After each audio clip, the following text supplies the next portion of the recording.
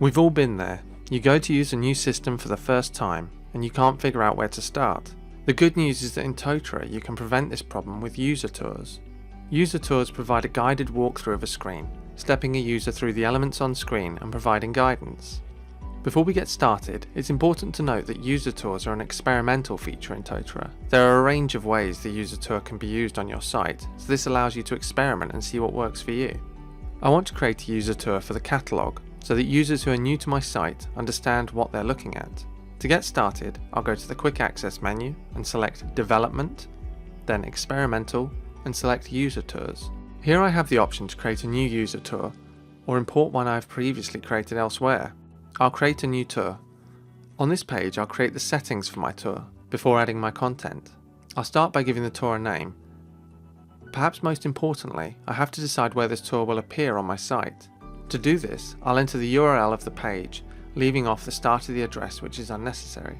When you do this for your own site, you can leave off the domain name and copy everything after that. You may want the tour to appear on different similar pages. For example, you might have different versions of your catalogue with different filters applied by default.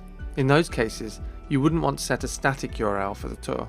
Instead, you'd add a wildcard, so that any catalogue version will display the tour. A wildcard is added using the % symbol. Select this checkbox to enable the tour. It might be best to leave this unchecked while you're editing your tour, but I'll check it here so we can see the tour immediately.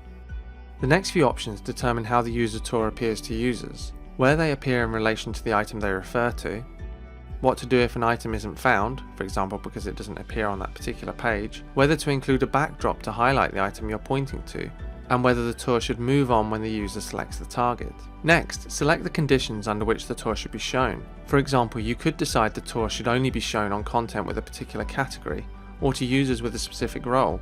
You might use this to highlight aspects to other site administrators, or to add reminders to trainers on course pages that you don't want to show to learners. I'm happy with these settings, so I'll save changes. My user tour is now listed on this page. It's time to add my content. I'll click on the tour in the list, and then choose to add a new step. I need to tell the tour which item on screen I want to point to, or whether I want the tour to appear in the middle of the page. As this is my first step, I'll choose that option. I'll enter a title and content text for my step.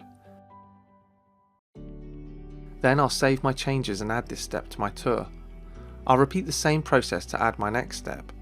This time, I want to point out the current learning block, which I've added to the top of my catalogue, so that users can see all of their enrolled and visible learning in one place. I'll select a target type of block, then select current learning from the list of options. Blocks and other navigation elements are shown in this list, so you can easily find the item you want to highlight. As before, I'll enter the content of this step of my user tour, and then save.